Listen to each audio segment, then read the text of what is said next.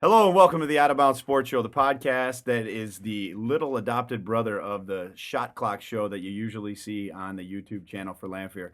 Today, we're recording a podcast because Full Throttle takes forever to get their stuff done, but we're still going to talk about various topics in sports, such as the LeBron possibility being traded to the LA Clippers, Marcus Smart's apparent shove of a fan, and whether or not fans should be involved more in the games for their role and their ticket prices.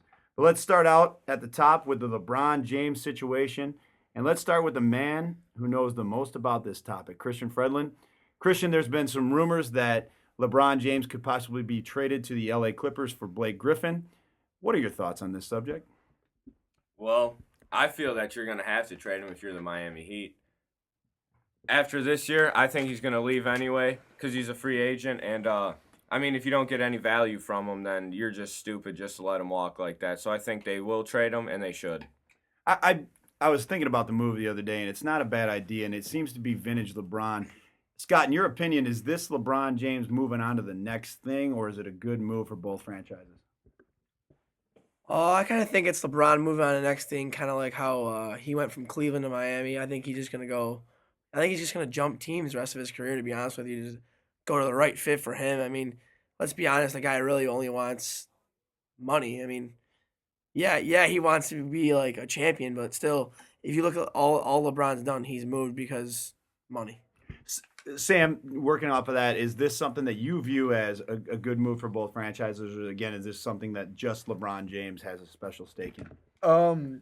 It'll probably end up good for both franchises. They're both getting quality players, but I don't know. I think it would end up better for Blake Griffin and the Heat than it would for the Clippers and LeBron. Explain. Because Blake Griffin is much younger and has a lot of time left to play, and LeBron, I feel, is about to just past his peak. He's on the downfall now. Christian, you don't look satisfied with that response there. Why don't you expand on that just a little bit more? Okay. First, I'm going to go to Scott. LeBron is making about $14 million a year from the Miami Heat. He is probably the most underpaid player in NBA history for how good he is. Just think about that one. Obviously, he's not that good then, right?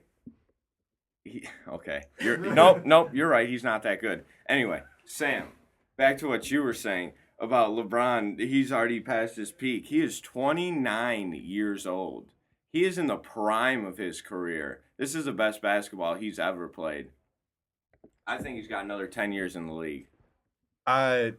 Maybe it is just because he came in the league so young, but it feels like I feel like he doesn't have as much time left as Blake Griffin would. I feel like he's past his prime. I feel like the first couple years at Miami were his prime, and now it's just on the downfall.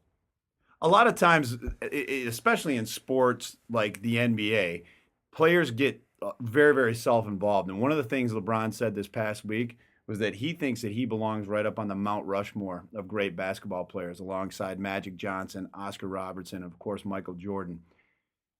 Going off topic just a little bit, do you think that given the body of work that he's had, is LeBron James worthy of being on that Mount Rushmore? See, like LeBron, he always likes to talk about his MVPs and what he's done as like his own player. He's not worried about the team. Where your boy Kobe, he can't listen to LeBron because his rings are in the way. It's all about the rings. And I think LeBron's too self-centered to realize that, and I think he thinks he's better than he is. Christian, you gonna take that bait? I'll be honest. I wasn't even paying attention to what he said, but I do believe that LeBron should be in that conversation by the end of his career. But as of now, I don't think that he's worthy of that conversation. Oh, that surprises me. You're a big, LeBron supporter. I thought honestly that you'd have him up there on the Rushmore. I think that he would be on there right now. I think that even though he's not at the end of his career and he hasn't got the rings that they have or anything, I think he himself is one of the greatest athletes and one of the greatest basketball players of all time. I would definitely put him in the argument with Jordan and Magic and all them. And Isaiah Thomas. Oh, where'd that come from? Oh. Oh, Yeah, wow. but I feel with a question like that, you have to wait till your career is over.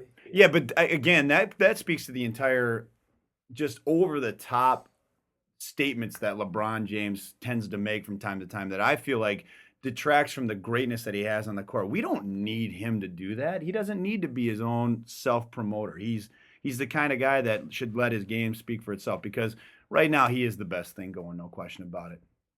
I feel like what you said, Christian, you can't be put in that conversation until your career is over. I feel like that he could be put in that conversation right now because if his career ended tomorrow, he would be in that conversation for me. No, You don't think so? no.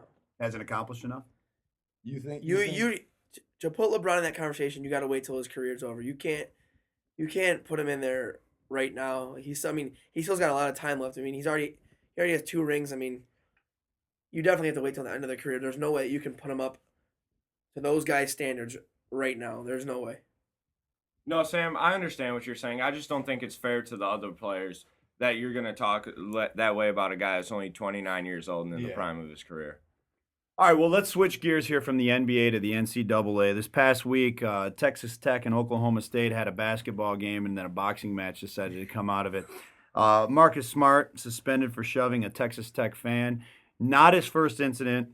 And with that being said, fellas, what do we think about this entire situation here with Marcus Smart? Is this something that he should have been disciplined a little bit more harshly for, or is it just something that the punishment fits the crime? Who wants to start? Go ahead. With this topic, I mean, as an athlete, you tend to let your emotions get the best of you. Like during a game, sometimes you don't really know what you say or what's going on. Like if you're angry, and I think that he just lost his cool. I mean, a 3-game suspension. I mean, that's a good enough suspension for what he did. It was 3 games. It's not. Yeah, it's not like he straight up hit the guy in the face. I mean, he just shoved him. I mean, that guy is known for taunting players. So I mean, I can see where he's coming from, but 3-game suspension should fit him pretty good.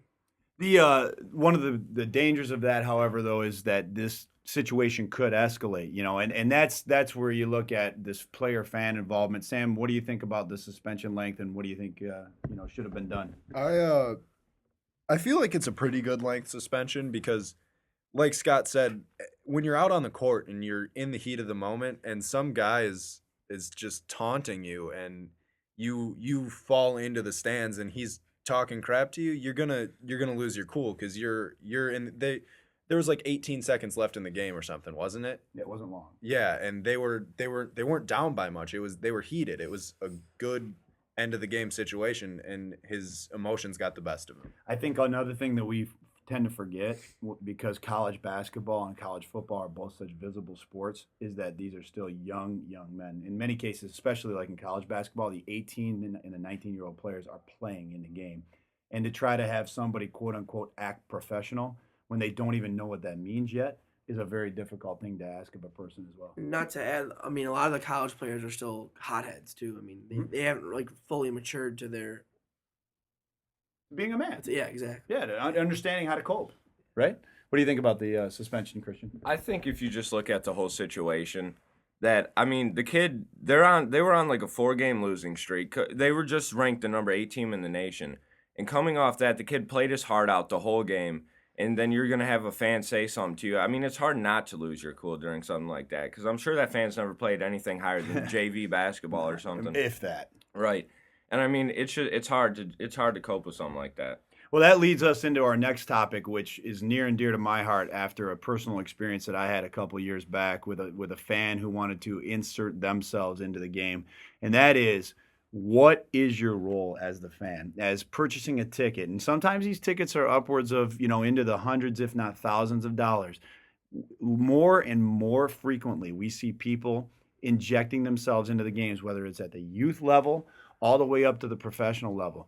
People are having a difficult time blurring that line or understanding that there is a definitive line, and they continue to blur it and try to insert themselves into the game.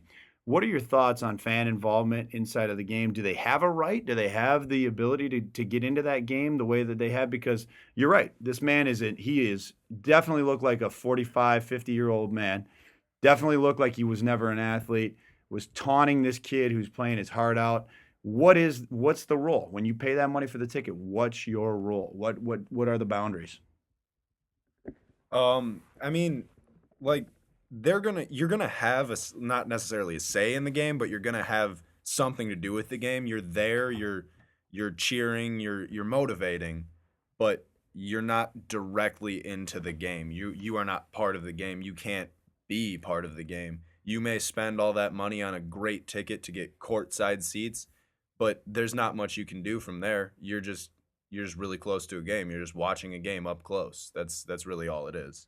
Scott, being a travel hockey player, I know you've had a lot of experience with this, especially because hockey parents are notorious for their inability to control oneself at a rink. What are your thoughts on where the fans go?